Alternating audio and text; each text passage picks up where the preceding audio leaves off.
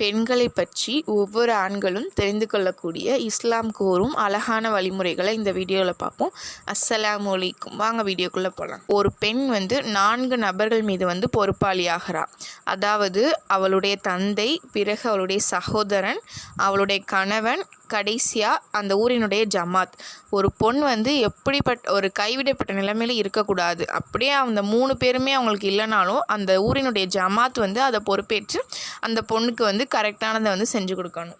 அல்லாஹ் பெண்களுக்கு அதிகமான சிறப்புகளை வச்சுருக்கான். ஒரு பெண் குழந்தை பிறக்குதுன்னா அந்த குழந்தை தான் தன்னுடைய தந்தைக்கு சொர்க்கத்தில் செல்றதுக்கான துருப்புச்சீட்டு. அதே போல் ஒரு ஆண் திருமணத்திற்கு பிறகு தான் தன்னுடைய முழு தீனை அடைகிறான்.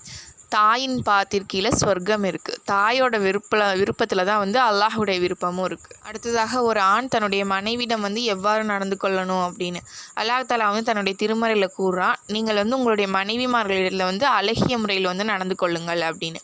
அதே போல் ஒரு முஹ்மினான ஆண் தன்னுடைய முஹ்மினான மனைவியை வெறுக்க வேண்டாம்.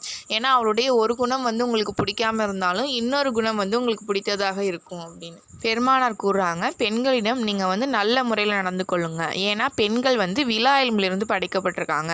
விலா எலும்புகளோட மேல் பகுதி மற்றவை காட்டியும் மிகவும் வளையக்கூடியதாக இருக்கும், வளைவானதாக இருக்கும். அதை நீங்கள் நேராக்க முயன்றிங்கன்னா அது முறிந்துவிடும் அப்படின்னு.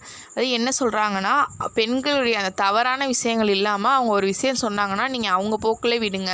அதை விட்டு நீங்கள் அவங்கள நேராக்க முயற்சித்தீங்கன்னா அது முறிஞ்சிடும், உங்களுக்கு தான் அது பாதிப்பை ஏற்படுத்தும் அப்படின்னு. எனவே ஒவ்வொரு ஆணுமே தன்னுடைய மகளாக இருந்தாலும் சரி, சகோதரியாக இருந்தாலும் சரி, மனைவியாக இருந்தாலும் சரி, தாயாக இருந்தாலும் சரி, அனைவரிடமே அன்பாக நடந்து கொள்ளுங்கள், பாசமாக நடந்து கொள்ளுங்கள். பெண்கள் எப்போதுமே அன்புக்காக இயங்கக்கூடியவர்கள்.